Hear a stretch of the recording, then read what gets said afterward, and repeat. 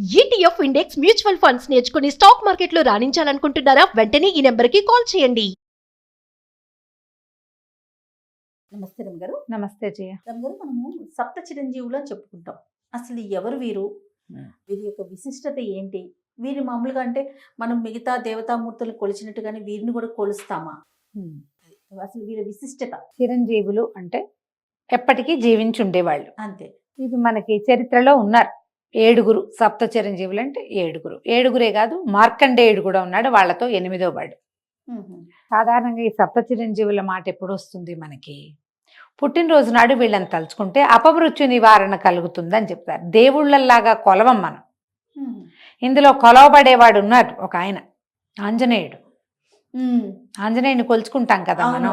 ఆయన చిరంజీవి. ఇప్పటికీ హిమాలయాల్లో ఆంజనేయ స్వామి ఉన్నాడని కొన్ని ఫోటోలు అవి వస్తూ ఉంటాయి. అయితే మిగిలిన వాళ్ళు ఎవరికి ఇలాగా దైవికమైన ఇవి లేవు, కానీ వాళ్ళు చిరంజీవులుగా భయపడితే అలా వరాలు పొంది ఉన్నవాళ్ళు, శాపం పొందిన వాళ్ళు కూడా ఒకళ్ళు ఉన్నారు ఇందులో.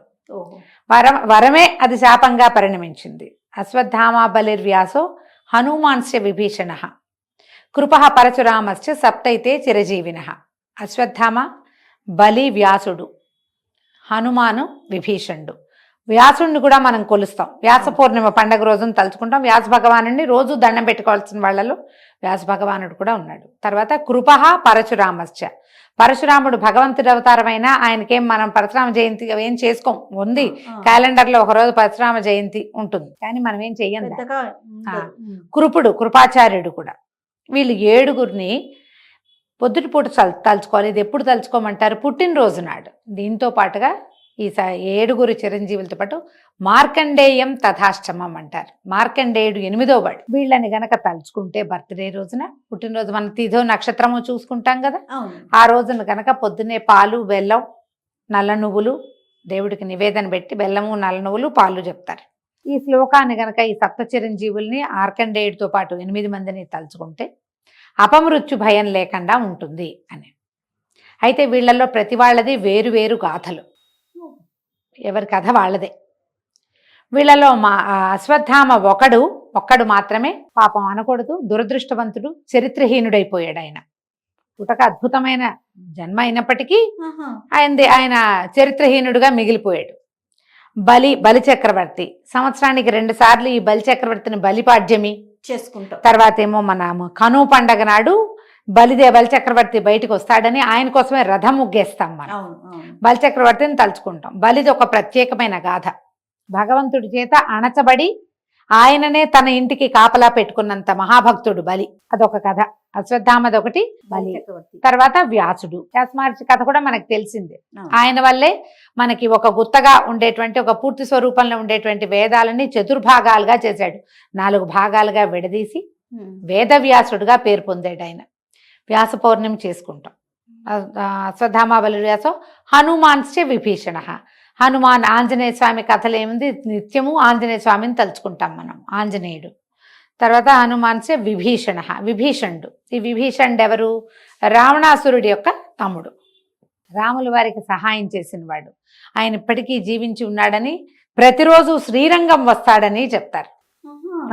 శ్రీ రంగనాథుణ్ణి దర్శించుకుంటాడని, ఇప్పటికీ విభీషణుడు ప్రతిరోజు వస్తాడని, లంకలో ఉన్నారని ఒక కథ. ఆయన జీవించే ఉన్నాడు. తర్వాత కృప పరశురామశ్చ. కృపాచార్యుడు. ఈ కృపాచార్యుడు ఎవరు? మనం మొట్టమొదటి పేరు చెప్పుకున్న అశ్వత్థామకి స్వయాన మేనమామ. ఆయన కూడా చిరంజీవే. పరశురామశ్చ ఆఖరివాడు పరశురాముడు. ఎవరు ఈయన? పెద్ద మనిషి. భగవంతుని యొక్క రకరకాల అవతారాలలో విష్ణువంశతోటి జన్మించిన వాడు పరశురాముడు. రామావతారంలో మనకి ఈయన కనిపిస్తాడు. మళ్ళీ కృష్ణావతార గాథల్లో కూడా భీష్ముడికి గురువుగా ఉన్నాడని, అదని మనం కర్ణుడికి గురువు అయ్యాడు పరశురాముడు. ఆయన తర్వాత యుగంలో కూడా కనపడతాడు. ఇప్పటికీ కూడా ఆయన జీవించే ఉన్నాడు. విష్ణువంశ సంభూతుడు పరశురాముడు. పరశురామశ్చ. వీళ్ళు 7 చిరంజీవులు. వీళ్ళతో పాటు మార్కండేయుడు 16 ఏళ్లకి మరణిస్తాడన్న మాటతోటి జన్మించి శివపూజతోటి శాశ్వతత్వాన్ని సంపాదించుకున్నవాడు మార్కండేయుడు. చిరంజీవిగా ఎప్పటికీ జీవించుంటాడు. మార్కండేయ ఆయుష్ అంటారు ఆయన. ఎప్పటికీ ఆయుష్ తీరదు. వీళ్ళని తలుచుకోవాలి. సో ఈ సప్త చిరంజీవులు అంటే 8వ ఆయన మార్కండేయతో కలుపుకుంటే 8 మంది ఎనిమిది. అవుతా ఉన్నారు కదా రమగారు. మ్మ్. ఎవరి గొప్పతనం వాళ్ళదేనండి. అంతే, ఎవరి గొప్పతనం వాళ్ళది, ఎవరి పుటక వాళ్ళది, ఎవరి జన్మ రహస్యం వాళ్ళది. వరాలతో పుట్టినవాడు, వరంతో పుట్టినవాడు అశ్వత్థామ. ఆహా. బలి చక్రవర్తి ప్రహ్లాదుని యొక్క మనవడు. బలి చక్రవర్తి. అక్కడి నుంచి విభీషణుడు చూడు, విభీషణుడిది ఇంకొక ప్రత్యేకమైన గాథ. ఆయన ఇద్దరు అన్నదమ్ములు ఇద్దరు రావణ కుంభకర్ణులు. వీళ్ళెవరు జయ విజయులుగా ఉండి సనక సనందనలతోటి శాపం పొందినటువంటి జయ విజయులు, వైకుంఠంలో జయ విజయులు శాపం పొంది రావణ కుంభకర్ణులుగా జన్మించారు. ఆ రావణ కుంభకర్ణులుగా జన్మించిన వాళ్ళ తాలూకు సోదరుడుగా జన్మించాడు విభీషణుడు. వాళ్ళిద్దరూ శాపగ్రస్తులు. వాళ్ళిద్దరు వెళ్ళిపోయారు. వెళ్ళి మళ్ళీ పుట్టడానికి వెళ్ళారు.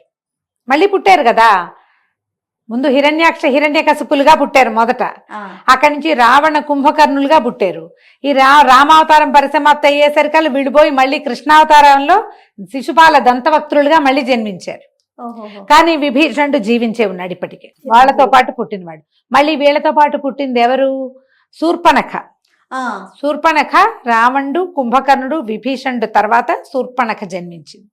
రాక్షసులతోటి జన్మించిన వాడొకడు, ఒక్క ఆయన చూడండి, భగవంతుని అనుచరుడుగా ఉండి, రామావతారంలో రాముల వారికి అనుచరుడుగా ఉండి, ఆయన పట్టాభిషేకం చూసి ఆయన తాము పూజించేటువంటి రంగనాథ స్వామి విగ్రహాన్ని విభీషణుడికి ఇచ్చారట.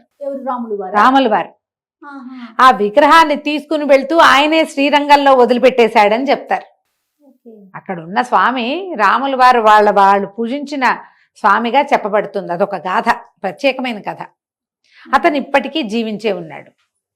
విభీషణుడి కథ చూడు, డిఫరెంట్ గా కనపడుతుంది. విభీషణుడి కథ అంతా చెప్పుకుంటే అది ఇంకొక వేరే చరిత్ర అవుతుంది. అవునా?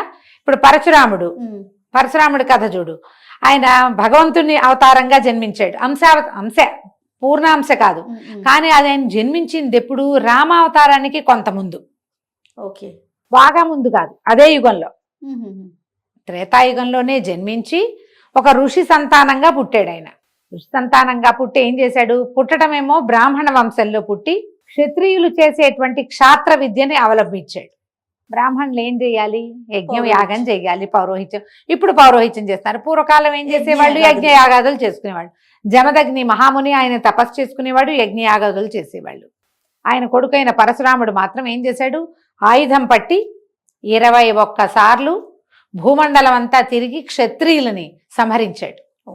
ఎలాంటి విపరీత క్రియ. మళ్ళీ రామావతారం వచ్చేసరికి రాముడిని ప్రత్యక్షంగా కలిసి బాలకాండలో చివరి ఘట్టం ఇదే, పరశురామ పరాజయం. అదే భార్గవ పరాజయం చాలా ప్రత్యేకమైన ఘట్టం. ఒక పూర్తి సర్గ ఉంటుంది దాని మీద.